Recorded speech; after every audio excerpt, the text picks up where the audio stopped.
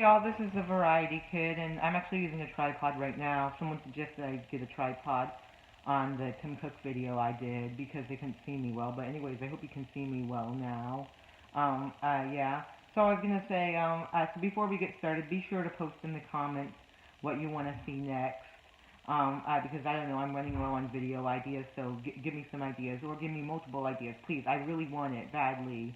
Yeah. So but anyways, we're gonna get started into the video. So the iPhone XS Max is no longer my favorite phone, and now it's this Huawei Mate 20 Pro I don't know how to pronounce it, Porsche Design. Yeah, it's a pretty good phone. It's not sold in the U.S. except in certain carriers. You can't buy it from Huawei's store in the U.S., but you can buy it from certain carriers or some carriers. Yeah. And today we're going to talk about why I like it better than the iPhone XS Max. If you want me to, I'll do a video about why the iPhone XS Max is still better than this phone. So I'm going to talk about the first 5 reasons. Are going to talk about why I like it better than the XS Max. While the last 3 reasons are going to talk about why it's one of the best, but not necessarily better than the XS Max. So the first one is the bigger battery. So it has a 4200 milliamp battery instead of a 3174 milliamp battery, which that could lead to much longer battery life.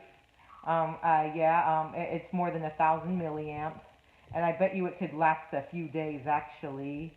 Number 2 is faster fast charging. Both have fast charging, but the Mate 20 Pro charges much faster, getting 70% in 30 minutes compared to 50% in 30 minutes. Meaning that the Mate 20 Pro, I actually did the calculation earlier and I remember, meaning the Mate 20 Pro could get a 2940 milliamp hour battery, in just 30 minutes.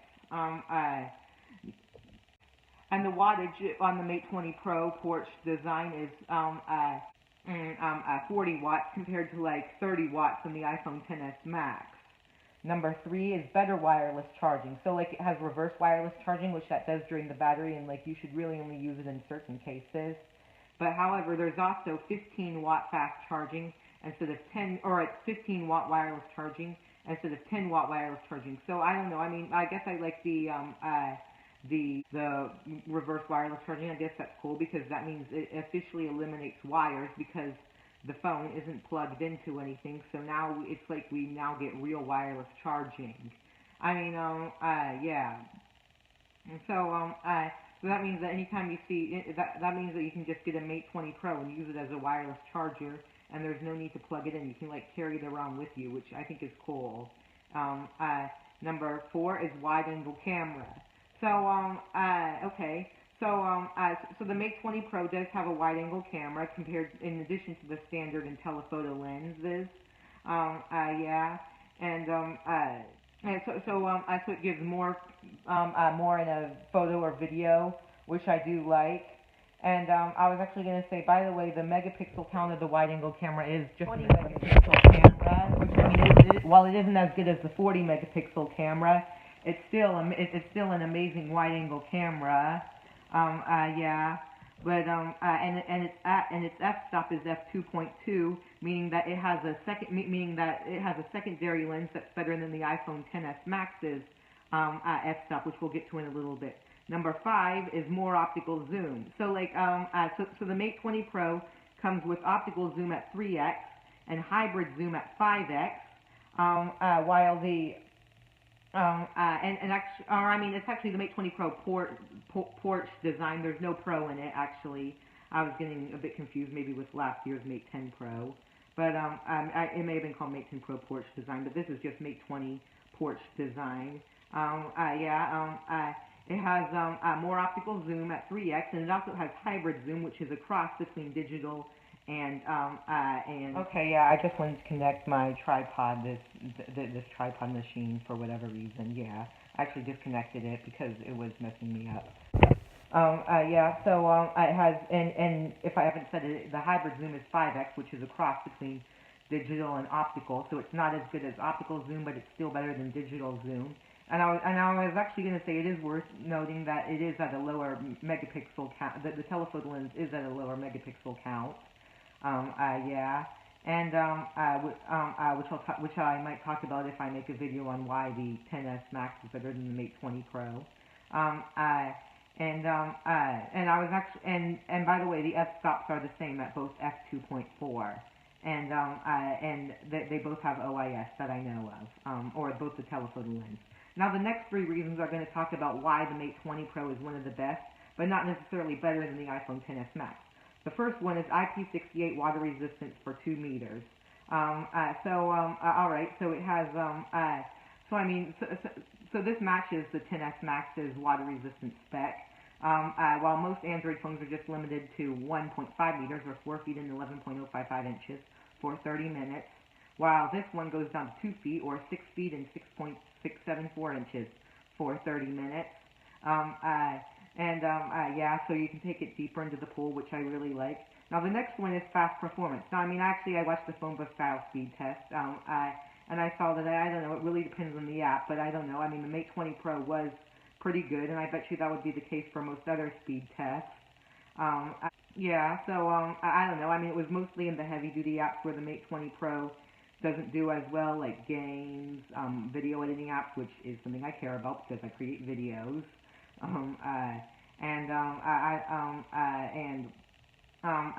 the App Store and iTunes Store, and yeah, and stuff like that, which I know it's not called the App Store or iTunes Store on the Mate 20 Pro, but yeah, and then, yeah, so it's like one of the fastest phones thanks to its 7 nanometer processor.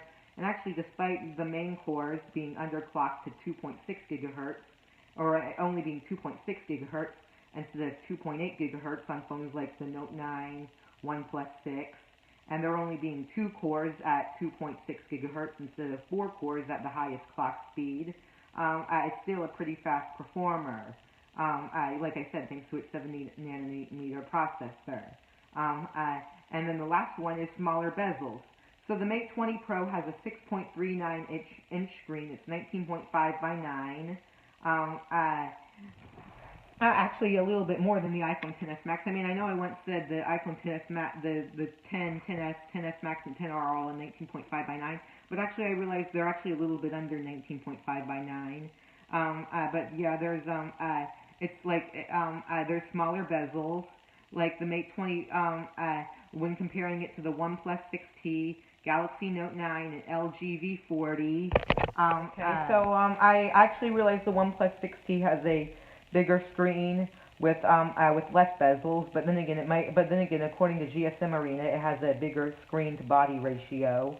Or the OnePlus 6T has a smaller screen to body ratio, maybe due to the notch or the bigger with bezels. But anyways, we're not going to include the OnePlus 6T in this comparison. But the Mate 20 Pro has a 6.39 diagonal inch screen, 19.5 by 9, with the height being 6.21 inches or 157.8 millimeters, and the screen size height being 5.8 inches. The Note 9 has a 6.4 inch screen, so it's slightly taller, but it has a shorter aspect ratio at 18.5 by 9. It has 6.37 inch bezel. The total size is 6.37 inches, or 161.9 millimeters. So it is a full. It's 4.1 millimeters bigger than the Mate 20 Pro, with only a 5.74 inch display. Yeah. While the LG V40, it does better than the Note 9, but I'd say still not as good as the Mate 20 Pro. It has a 6.4 inch diagonal display with a 19.5 by 9 aspect ratio. It has and its size is 6.25 inches or 158.8 millimeters, and the screen height is about 5.81 inches. So I think they have about the same screen height. I don't know. But however, anyways, the Huawei Mate 20 Pro does have smaller bezels, and actually compared to the XS Max, it does have a higher screen-to-body ratio. Even though it has actual bezels and a smaller screen, it doesn't have a notch. Well, unlike the iPhone XS Max, so it has an overall better screen-to-body ratio. Yeah. So, anyways, those were my reasons on why the Mate 20 Pro is one of the best phones. I hope you enjoyed this video.